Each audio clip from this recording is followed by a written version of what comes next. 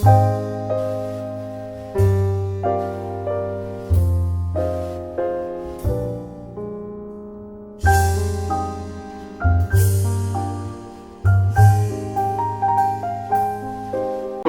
கொண்டே இருக்கின்றன. பகவானுடைய செய்யுள் எதையோ குறிப்பிட்டு கொண்டே இருக்கின்றது. அது ஒரு சத்திய பொருள், உண்மை பொருள், அது ஒன்றே பொருள். வஸ்துன்னு சொல்றாங்க. வஸ்துனாலே பொருள் அர்த்தம்.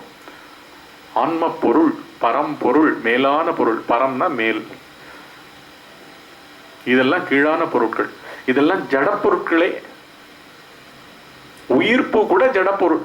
அதனாலதான் மனம் பூரா மெசேஜஸ் தான். அந்த மெசேஜஸே மெட்டீரியல் தான். அதனாலதான் பிறவிகளும் வந்துட்டே இருக்கு. பை டிஃபால்ட் பிறவிகள் தான் நடந்துட்டு இருக்கு. பை டிஃபால்ட் அகந்தை பெருக பெருக பெருக பெருக எண்ண ஓட்டங்கள் பெருக போறது, பதிவுகள் நிறைய பெருக போறது, பதிவுகள் திருப்பி திருப்பி காஸ் அண்ட் எஃபெக்டுக்கு வரப்போறது. அதனாலதான் இங்க நம்ம முக்கியமாக பார்க்க வேண்டியது த லாஸ் ஆஃப் கர்மா.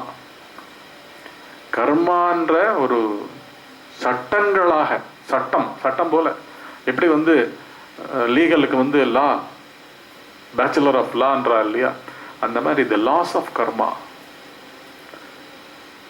கர்மா சட்டத்திட்டங்கள். அதுலேருந்து யாருமே தப்ப முடியாது. கர்மான்னு என்ன? Cause and effect. Cause and எஃபெக்டுகள்ல எல்லாமே அடக்கும், அனைத்துமே அடக்கும். இதுதான் இங்க இப்ப பகவான் என்ன சொல்றாரு? அறிதற்கு, டு நோ, அறிவித்தற்கு, டு ரிவீல். அதான் அறிவிப்பு பலகைன்னு போடுவாங்க இல்லைங்களா? இன்றைக்கு ஏதோ ஒரு அசம்பாவிதம் காரணமாக இன்று அலுவலகம் மூடப்பட்டுள்ளது, நாளை வாருங்கள், இல்லாட்டி இந்த இடம் இங்கிருந்து 7ஆம் நம்பருக்கு மாற்றப்பட்டுள்ளதுன்னு ஒரு அறிவிப்பு பலகை, நோட்டீஸ் போர்டு போடுவாங்க இல்லையா? அந்த மாதிரி அந்த பொருளை யாரும் அந்நியமா இருந்துன்னு ஒன்று அறிவிக்கவே முடியாது. ஏன்னா எல்லாமே அந்த பொருளே.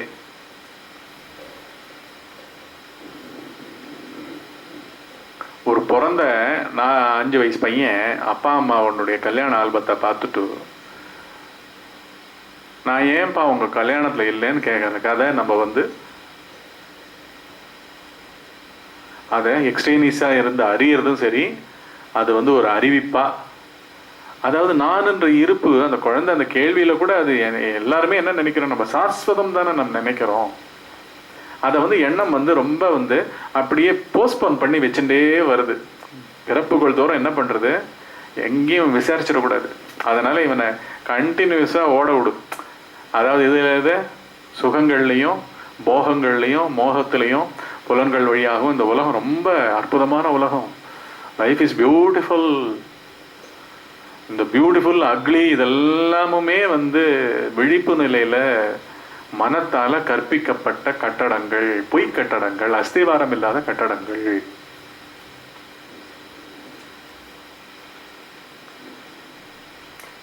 லைஃப் இஸ் நெய்தர் பியூட்டிஃபுல் நார் அக்லி. நான் சொல்றது ஒரே பொருளான, ஒரே மேன்மையான நிலையான, எல்லாமாக இருக்கிற அந்த நிலையான அந்த லைஃப் எல்லாமே கேபிட்டல் LIFEன்னு போட்டுங்க. அதுக்குள்ள இந்த பிறப்பிறப்பு, நாட் பர்த் அண்ட் டெத். நம்ம உடனே லைஃப்னா நம்ம என்ன பண்ணுவோம்? தட் விச் இஸ் அனிமேட்டிங், அதை லைஃப் பண்ணுவோம். தோன்றியுள்ளவைகள் எல்லாமே மறைவு காட்பட போகிறவைகள். அதனால இது எல்லாமே லைஃப் அண்ட் டெத் மாறி மாறி மாறி மாறி நடந்துட்டே இருக்கு. ஒரு காயின்ல 2 பக்கம். அது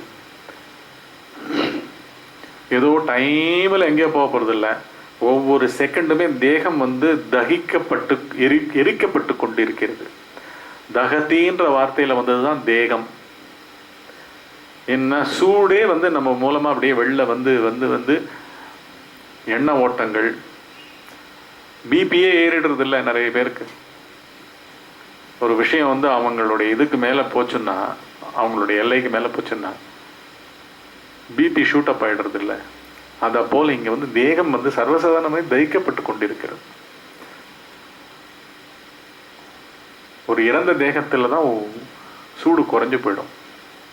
அதனால தேகம்ன்றதே ஒரு ப்ராசஸ்.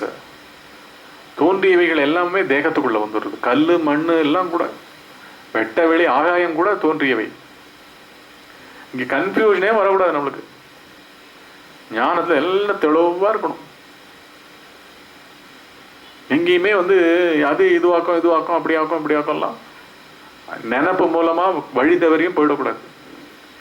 அதுக்குதான் எல்லாத்தையுமே விளக்க வேண்டியதா இருக்கு. அதுதான் பகவான்லாம் அடிச்சு அதனுடைய லட்சணத்தை சொல்லும் பொழுது நம்ம வந்து உள்ள ஊடுருவி பார்த்துடணும். அதை அதான் சொல்றாரு, அரிதற்கு டு நோ. கண்ணுல எதற்கு தெரியற காட்சியாது. இந்த கண்ணு ராத்திரி ஆனா எங்க போயிடுறது? பின்னாடி ஒண்ணுமே தெரியலையே எனக்கு. தலைக்கு பின்னாடி முதுகு பின்னாடி என்ன நடக்குதுன்னே தெரியலையே.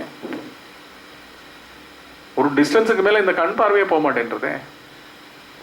இதெல்லாம் வந்து என்ன? குறையுடன் இருக்கும் புலன்கள். பொய் கண்ணு. இந்த கண்ணெல்லாம் வந்து கண்ணே கிடையாது. அதனாலதான் நம்ம உள்கண்ணை, ஞான கண்ணை திறக்க வச்சுக்கணும். அறிவு மூலமா விசாரிச்சு அது சிற்பொருளா ஜடப்பொருளா, அவ்வளவுதான். விவேகம்னு ஒண்ணு சொல்லுவா. அந்த விவேகம்ன்றது வந்து ஆக்சுவலா என்ன அர்த்தம்னா, சித்துன்னா என்ன? அறிவு பொருளா ஜடப்பொருளா? அறிவு பொருள் எதுவுமே கிடையாது. காட்சிக்கு அகப்படுறது. இது வந்து ஒரு காட்சியே கிடையாது. அறிதற்கு, to know, to see, to get அப்படின்ற எந்த ஒரு மன ப்ராசஸும், புலன்கள் வழியா போற ப்ராசஸும் குள்ள அகப்படுற ஒரு பொருள் அன்று. அதுதான் சொல்றாரு, அறிதற்கு அறிவித்தற்கு. நோட்டீஸ் போர்டில் எழுதி ஒட்டுற மாதிரி எனக்கு வந்து அதுதான் அது அப்படின்னு வந்து ஏதோ ஒன்று வந்து சொல்றதுன்னு வச்சுக்கோங்க. அதுவே தான் சொல்ல முடியும். ஆன்ம குருவா உள்ள வந்து அந்த அனுபூதி மயமா அமைதி ஆக்கி சித்தத்தை, நீயே நான், நானே நீ அப்படின்னு அந்த stillness I don't even mean time now. என்ன நவ்ன்றது ஸ்டில்னஸ் கொடுக்கப்பட்ட ஒரு பெயர். ஸ்டில்னஸ்னா என்ன? நான் மூமெண்ட், என்னுடைய ஆப்போசிட் கிடையாது, அப்படியே இருக்கு.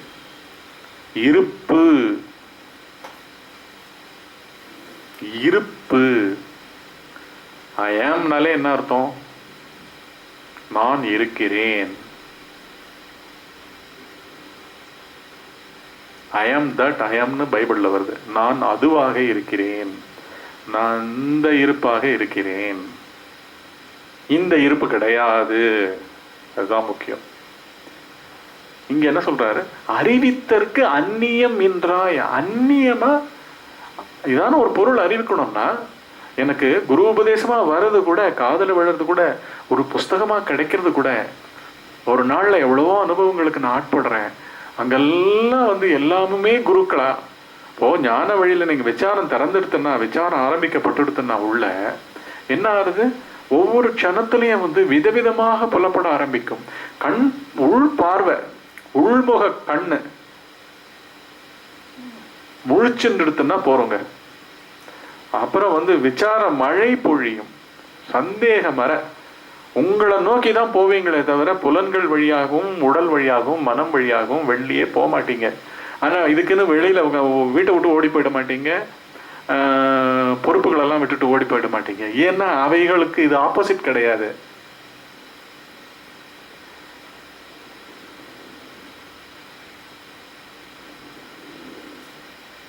ஆப்போசிட் கிடையாது.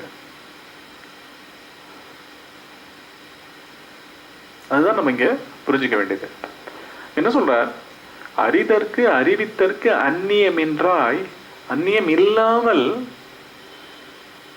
அந்நியமா ஒரு பொருள் வந்து அறிவிக்க போடுறது இல்ல. அத ஏன்னா அந்நியமா ஒரு பொருளே இல்லை. அறிதற்கு அது அந்நிய பொருள் கிடையாது. அதுவும் நானும் ஒன்றே, அதுவும் இதுவும் ஒன்றே. ஆனால் இதுன்றது நான் எதுவாக இருக்கேன், அது இல்லாத தன்மைகளாக இருக்கேன். இங்க என்ன நார்தான் அப்படின்னு வந்து இது வந்து இரண்டரை இருக்கிற பொருள். அதனால வந்து இங்க வந்து நம்ம வந்து இதை தான் நம்பக்கூடாதுன்றது ஒண்ணு அங்க தெரியுது. இங்கதான் பகவானுடைய அந்த டெக்னிக் வந்து அப்படியே கொடுக்குறாரு. உள்ள என்ன கொடுக்குறாரு அவரு? இது கிடையாது நீ அப்படின்றதுல ரொம்ப வலு பெற்றுக்கொள். நன்றாக தெளிந்து கொள், தெளிந்து விடு. இதுல இவைகள் கிடையாது. அதனாலதான் சொல்றாரு, அந்நியம் இன்றாய் அவிர்வதால். அவிர்வதுன்னு என்ன? கழண்டு போறது, கழண்டு போகிறது. பக்குவம் வந்துடுத்துன்னா என்ன ஆகுது? மகா மிருத்யுஞ்சய மந்திரம்னு ஒண்ணு இருக்கு. அதாவது வந்து டெத்லெஸ்னஸ்க்கு ஒரு மந்திரம், மகா மிருத்யுஞ்சய. அந்த மந்திரத்துல அப்படிதான், திரையம்பகம் யஜாமகே சுகந்திம் புஷ்டிவர்தனம் உருவாருக்கம் இவ பந்தனாத் முக்ஷிய.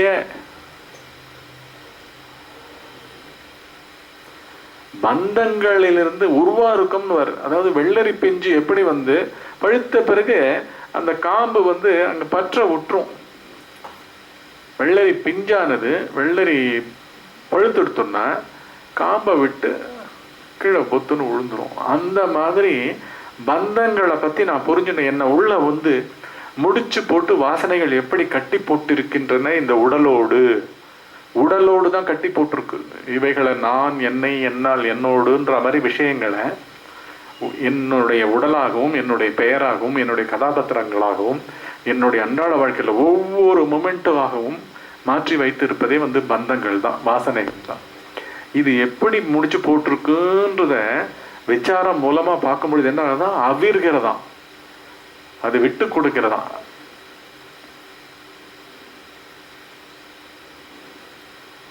ஒரு ஒரு ஒரு ஒரு பொருள் ஆசைப்பட்டு இல்லாட்டி ஏதோ ஒரு விஷயத்துல ஆசைப்பட்டு அதனால நல்ல கஷ்டமும் பட்டு தெளிஞ்சிட்டேன்னு வச்சுக்கோங்க.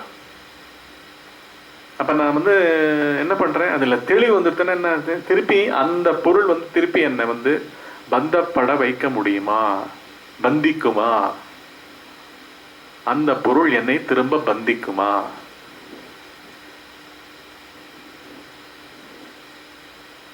பந்தப்படுத்துமா?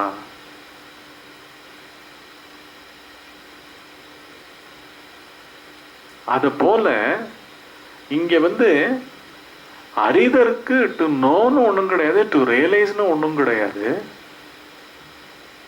அறிவித்தற்கு, அதாவது வந்து இந்த மாதிரி வந்து நீ பந்தமுற்றிருக்க, நீ வந்து விடுதலை பெறணும் அப்படின்னு ஒரு தாட் வந்து இன்னொரு தாட்டை வந்து கைட் பண்ண போறது இல்லை. எல்லா தாட்டுமே போகணும், இருமைகள் அனைத்துமே போகணும். நான் என்னுடையவைகள், நான் என்னுடைய எண்ணம், நான் என்னுடைய உணர்ச்சி, நல்லது கெட்டது எல்லாமே வந்து அவிர்கின்றன. அதை பார்க்கும் பொழுது, அதை நான் உணரும் பொழுது இவைகள் தாமாக கழன்று கொள்கின்றன, அவிர்ந்து போகின்றன. இவைகள் இல்லாமல் போய்விடுகிறது.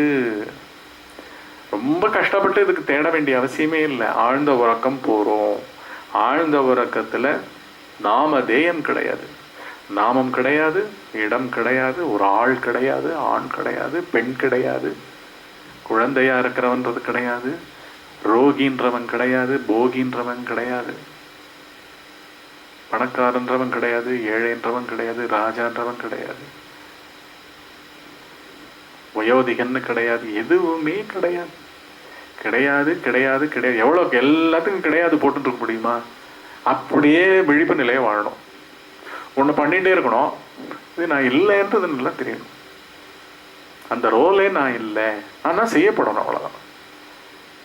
ஏன்னா ஏதோ முன்னாடி காரணம் இருக்கு. எந்த காரணமும் நம்மளுக்கு தெரியறதுக்கு சான்ஸே கிடையாது. ஒரு சின்ன விஷயம் கூட ஏன் பண்றோன்றது காரணமே தெரிய முடியாது. ஃபர்ஸ்ட் நீ ஏன் பிறந்தேன்றது காரணம் தெரியாது, நீ ஏன் ஆணா பிறந்தேன்றது தெரியாது, நீ ஏன் பெண்ணா பிறந்தேன்றது தெரியாது, நீ அறிவு மிகுந்தவனா எப்படி, சுட்டறிவு மிகுந்தவனாக எப்படி பிறந்த, படிப்பு திறன் பிறந்து மிகுந்தவனாக எப்படி பிறந்த, படிப்பு திறனே இல்லாதவனாக இந்த உலகத்திலேயே எதுவுமே ஜெயிக்காதவனாக அது எப்படி ஆங்க, இப்படின்னு எதுக்குமே எல்லாமே லாஸ் ஆஃப் கர்மா.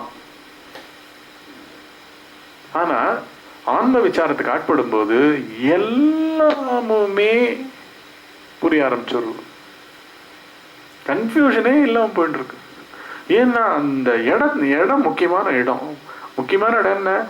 உள்ளே இருக்கிறது. தான் தன்னை தன்னால் தன்னோடுன்ற அமைப்பு. ஸோ எதான்னு வந்து தானே என்னைன்னு வந்து தானே இங்க வந்து என்னைன்னு சொல்ற உண்மையில தன்னைன்னு அந்த பொருளே வந்து இங்கே எண்ணெயாக மாறி இருக்கிறது அப்படின்றத புரிஞ்சுட்டு அங்க ஒரு பார்வை அப்படி திருப்புறோம்னு வச்சுக்கோங்க. அந்த இடத்தை பார்க்கும் தகுதியிலேயே, அந்த நுட்பத்தை கவனிக்கும் தகுதியிலேயே எல்லா உலகத்தினுடைய அத்தனை ரகசியங்களும் வெளில வந்து விழுந்துடும். உலகத்தை